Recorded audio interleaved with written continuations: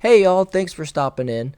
So it's been almost 5 months since the Bud Light debacle began, the movement away from a crappy beer to a better beer, typically more affordable. And in this one from WND, go woke, go broke. Well, tomato, tomato, but it's get woke, go broke. Market analyst gives Bud Light horrible news about future. Things just keep getting worse for Bud Light. It has now been 4 months since the Anheuser-Busch InBev beer brand partnered with transgender activist Dylan Mulvaney for a promo that generated a massive backlash from its existing customer base.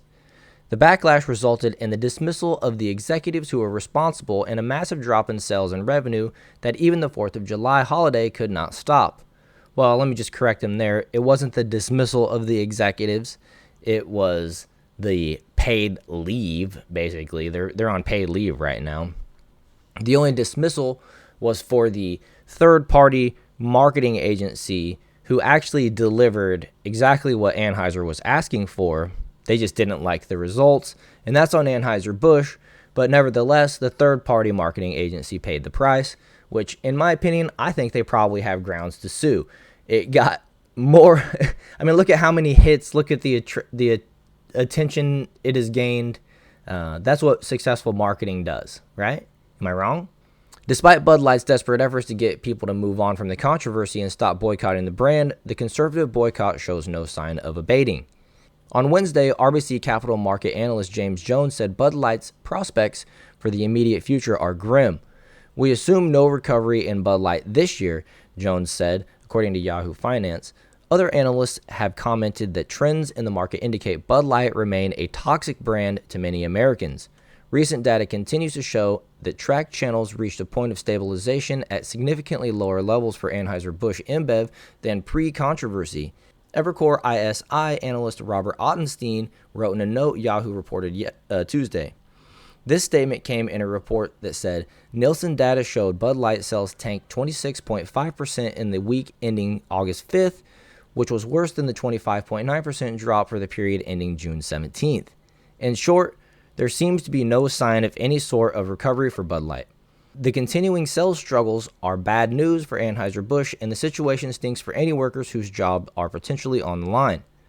Which I'd like to just say to those employees, don't wait till it's too late. Get your applications in, make some phone calls, make sure that if Bud Light and Anheuser-Busch does let your position fail, right? Because if Anheuser-Busch Bud Light does allow their company to get to the position where they need to fire you, that's what they're going to do. So look out for yourself. They're not going to do it for you. But there's no denying that the company brought this upon itself. Bud Light had an existing loyal customer base, but its leaders chose to disregard that by throwing in their lot with a woke influencer whom most people just find really obnoxious. And they did that because they were trying to improve their ESG and DE&I score, which is what these companies are more concerned about than creating a good product, what they're more concerned about than having a good customer experience, and I'm beginning to wonder if they care about their employees.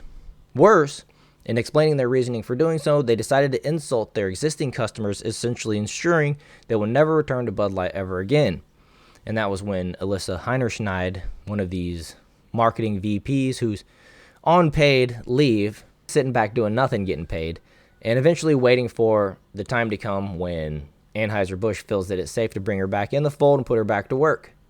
I don't know why they didn't just fire her. I don't know why their CEO is still their CEO. You would think their shareholders would be demanding change, but they're not. Maybe the shareholders are DE&I also. You know what I mean? They're on that team, so they're just like, well, it's just what we got to do to get rid of the riffraff, right? I don't know. To the tune of $20+ billion. Maybe these folks got enough money to where it doesn't matter how much they lose. They want to implement a new system, and that's their priority. And that's this DE&I and ESG score. And this is the amount of money that they're willing to spare no expense to get what they want, right? But we're going to resist it. We're going to fight it as much as we can because we don't want a global credit score. We don't want a social credit score. We don't want any of these type of things being stuck to us, eventually making it to where You know, we might be limited to where we can go and what we can buy and all that. You know, I'm not down for that. And I hope you guys agree with that. And you're not down either. If you do, if you are in agreement, you know, maybe hit that like button, subscribe. But brands might want to think carefully about doing this before they decide to embrace ESG and DEI over good products, good prices, and good customer service, because that's what they do nowadays. They wrote something different here, but that's not really the problem. They wrote transgenderism. Transgenderism's not really the problem. It's whenever that leaks into the children. You know, if you want to go to a drag show with a bunch of adults that's for adults, that's fine. If you want to play dress up or do whatever, go do that. But don't bring any kids. That's what we're against. So here's a tweet from End Wokeness. Bud Light sales are still down 26%. Target just had its first sales drop in 6 years. Disney lost $1.9 billion at the box office over the last 15 months. Keep hitting them where it hurts. Well, I hope, and I agree, but I hope that it actually hurts. Like I said, maybe these folks have so much money that money doesn't matter to them, but it should, and it matters to their shareholders. So keep hitting them where it hurts, like that says.